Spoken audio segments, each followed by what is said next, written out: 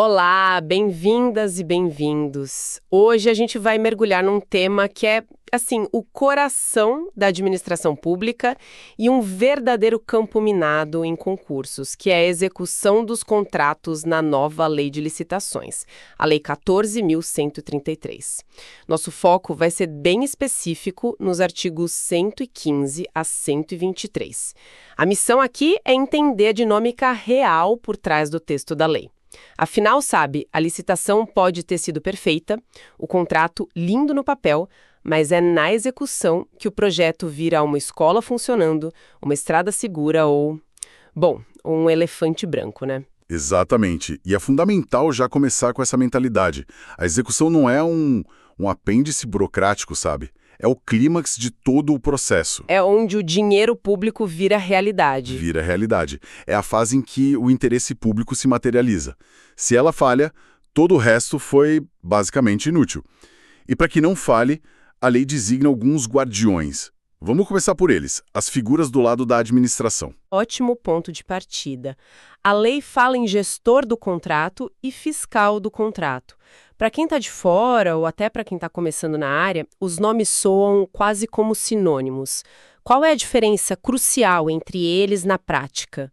Um não poderia fazer o papel do outro?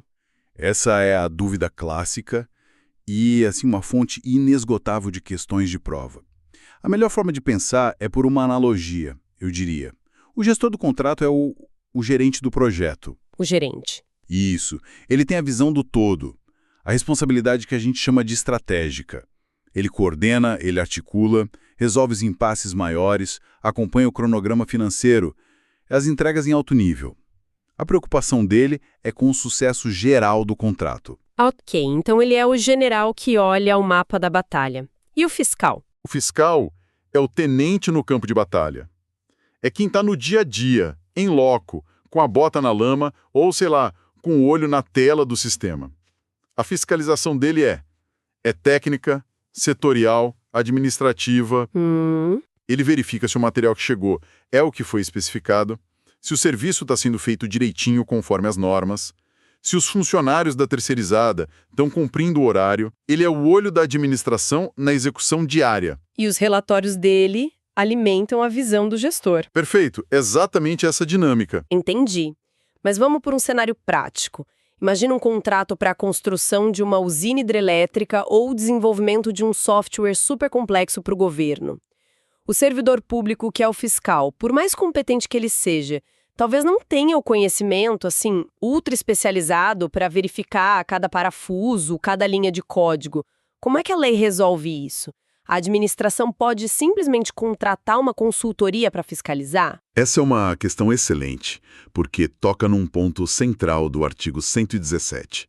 E a resposta é sim e não. Como assim? A lei permite e até incentiva a contratação de terceiros.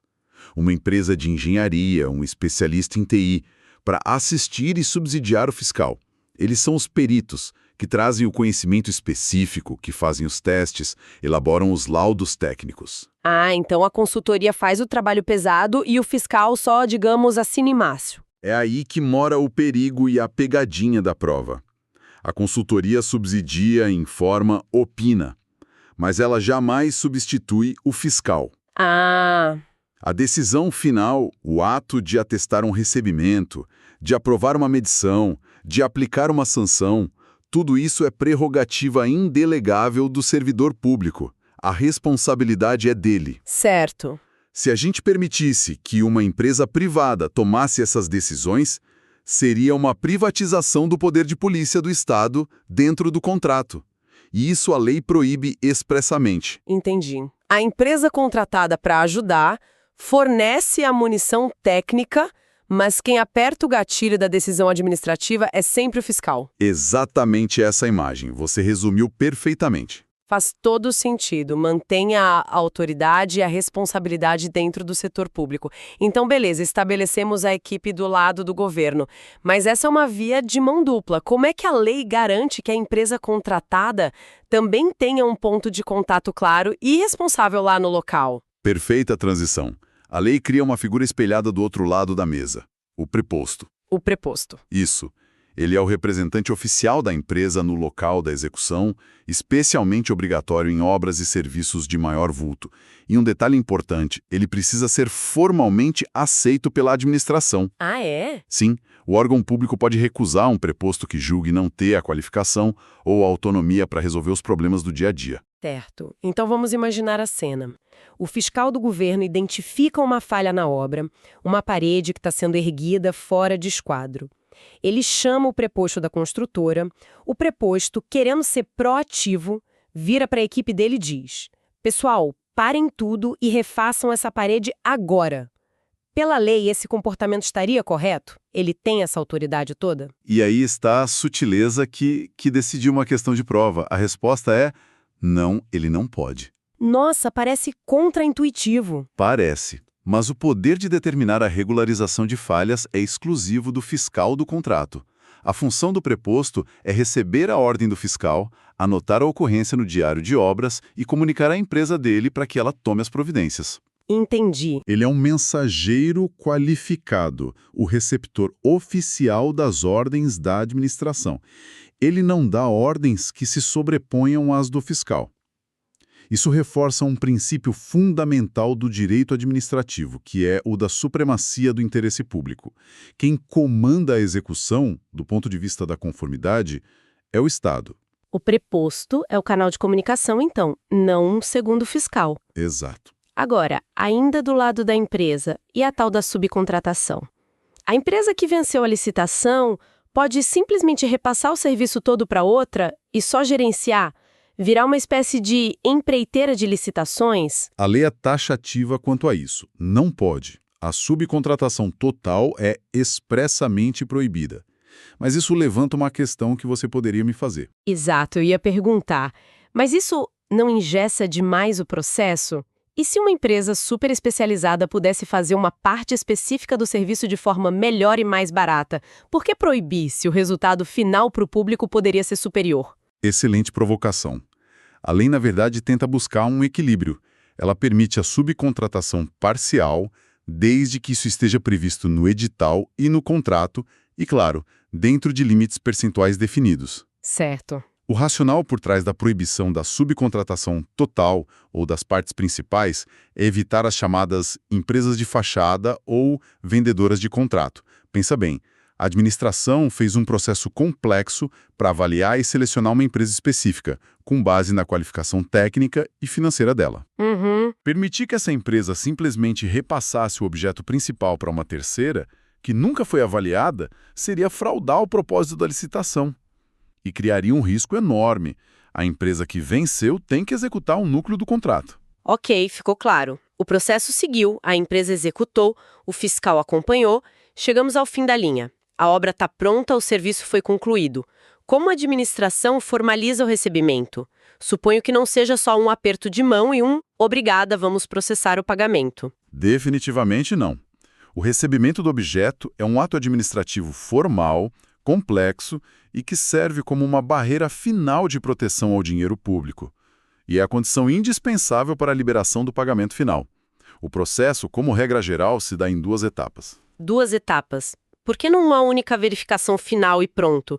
Soa como mais burocracia. Na verdade, é uma prudência muito inteligente da lei.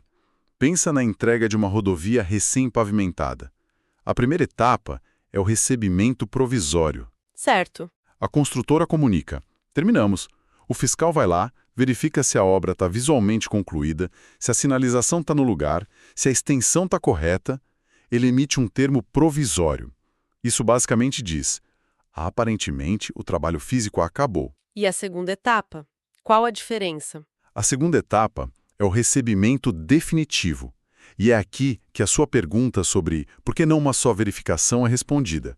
Depois do recebimento provisório, a administração tem o período de observação para testar o objeto em condições reais de uso. No nosso exemplo da rodovia, será que o asfalto aguenta a primeira chuva forte sem abrir buracos? Será que a drenagem funciona? Após esse período de teste e de verificação de que tudo está funcionando perfeitamente, aí sim, uma comissão ou o servidor emite o termo de recebimento definitivo. É o atestado final de que o Estado recebeu aquilo pelo que pagou. Exatamente. E é só depois desse carimbo final que o pagamento é liberado. Entendi a lógica. É uma garantia de funcionalidade, não só de conclusão. Mas isso me levanta uma bandeira vermelha.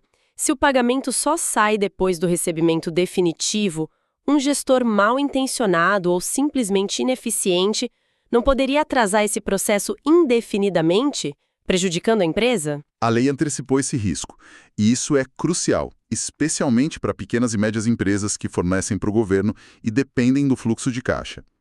A inércia da administração não pode ser uma arma contra o contratado. E como ela se protege disso? A lei estabelece prazos. O material de apoio que a gente usou traz um macete fácil de lembrar.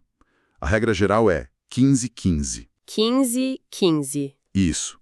A administração tem até 15 dias para fazer o recebimento provisório depois da comunicação da empresa. E depois mais 15 dias para o definitivo. Se a administração ficar em silêncio e não apontar defeitos, o recebimento pode até ser considerado tácito. Esses prazos são uma proteção para o particular. Ok, vamos organizar as ideias. O guia que estamos usando tem uma ótima seção sobre regras de ouro e erros comuns. Vamos focar nelas, porque é aqui que o conhecimento se transforma em acerto na prova ou, em segurança na gestão de um contrato. Combinado. A primeira regra de ouro é a da responsabilidade integral. O artigo 120 é cristalino. O contratado responde sozinho perante a administração por tudo. Se o subcontratado dele entregou material de péssima qualidade, o problema para a administração é do contratado principal. A relação jurídica é só com ele. Só com ele. Exclusiva. A segunda regra, que é um pilar histórico, é que a administração não tem nada a ver com as dívidas trabalhistas, fiscais ou comerciais da empresa contratada. Se a empresa não paga os funcionários, o FGTS, os impostos, a princípio o problema é dela. A princípio. Esse advérbio indica que vem uma exceção importante aí. Eu sempre tive a ideia de que o governo estava blindado contra os problemas trabalhistas das terceirizadas. Isso mudou. Mudou. E essa é talvez a mudança de paradigma mais importante na execução de contratos das últimas décadas. É algo que veio da Justiça do Trabalho, foi validado pelo STF e agora está cravado na lei. É a exceção que derruba candidatos. Então vamos com calma nela. Em contratos de serviços contínuos com dedicação exclusiva de mão de obra. Pensa nos postos de limpeza, vigilância, portaria. Uhum. Nesses casos, a regra geral se inverte se uma condição estiver presente. A administração responderá de forma subsidiária pelos encargos trabalhistas se houver falha comprovada na sua fiscalização. Ok, isso é enorme. Vamos traduzir o impacto disso. O que significa, na prática, falha na fiscalização? Significa que o fiscal não pode mais ser um mero espectador. Ele tem o dever ativo de verificar se a empresa está pagando salários em dia, se está depositando o FGTS, se está pagando as férias. Ele tem que exigir os comprovantes. Certo. Se ele não fizer isso, se ele for omisso e a empresa sumir do mapa deixando uma dívida trabalhista, os trabalhadores podem acionar a justiça e o Estado vai ser chamado para pagar a conta. Então, o que a gente está dizendo é que a fiscalização deixou de ser um ato puramente administrativo para se tornar um ato de corresponsabilidade social. A caneta do fiscal não protege só o dinheiro público, mas também o direito do trabalhador terceirizado. Perfeito. Essa é a grande virada de chave. O insight fundamental é esse. Antes, a administração podia lavar as mãos. Contratei, o problema da empresa. Agora, a lei diz, não. Se você não fiscalizou, se você foi conivente com o erro por omissão, o problema também é seu. Isso dá um peso e uma seriedade imensas à função do fiscal. Demais. Em uma prova, a expressão mágica a ser procurada é falha na fiscalização. Se ela aparecer no enunciado, a responsabilidade subsidiária da administração acende como um letreiro de neon. Ponto fundamental. Para fechar essa sessão, vamos passar por um bate-bola rápido de outras armadilhas clássicas que o material aponta. Primeira, a fiscalização pode ser 100% terceirizada? Não. Sonoro, não. Apenas o auxílio técnico. A responsabilidade e a titularidade da função são intransferíveis, são do servidor público. Segunda, o preposto da empresa identifica um erro e, para ganhar tempo, manda a sua equipe corrigir. Ele pode fazer isso? Não. Como a gente viu, ele comunica a falha ao fiscal e recebe a determinação formal de correção. Quem manda é o fiscal. Última. A administração precisa aumentar o serviço em 20% usando sua prerrogativa de alteração unilateral. Isso gera um custo extra para a empresa. O contratado arca com prejuízo? Jamais. A prerrogativa da alteração unilateral vem sempre acompanhada do dever de manter o equilíbrio econômico-financeiro do contrato. A administração tem que readequar o pagamento para cobrir os custos e o lucro da empresa sobre a parte que foi acrescida. O poder de alterar não é um cheque em branco. Excelente! Recapitulando então. Cobrimos os papéis distintos do gestador estratégico e do fiscal tático. Vimos os limites claros do preposto e as regras para evitar o mercado de contratos via subcontratação. Detalhamos o recebimento em 2 fases e, crucialmente, mergulhamos na regra da responsabilidade, especialmente a subsidiária do Estado. E o fio condutor de tudo isso, eu acho, é que a nova lei desenha uma administração pública que não pode ser passiva. Ela precisa ser uma protagonista ativa e diligente durante toda a vida do contrato. A fiscalização, os procedimentos não são burocracia vazia, são instrumentos de proteção. A assinatura de um fiscal no recebimento definitivo de uma ponte não é só um papel. É um atestado para a sociedade de que podem atravessar, é seguro. O peso dessa responsabilidade é imenso. Perfeito. E para finalizar, como sempre, deixamos uma provocação para reflexão. Algo que vai além do texto da lei. Exato. A lei nos deu todas essas ferramentas. O fiscal, o gestor, os prazos, as regras de responsabilidade, o arcabouço normativo é robusto. Mas isso levanta uma questão mais profunda que não está nos artigos. Como a administração pública, na prática, capacita e protege seus fiscais e gestores para que eles possam exercer não apenas o cumprimento da regra, mas o julgamento crítico. Como eles resistem a pressões políticas para acelerar uma obra mal feita ou a restrições orçamentárias que os impedem de fiscalizar adequadamente. A lei dá um mapa, mas navegar no terreno real da gestão pública exige coragem e discernimento, algo que nenhum treinamento formal pode, sozinho, ensinar.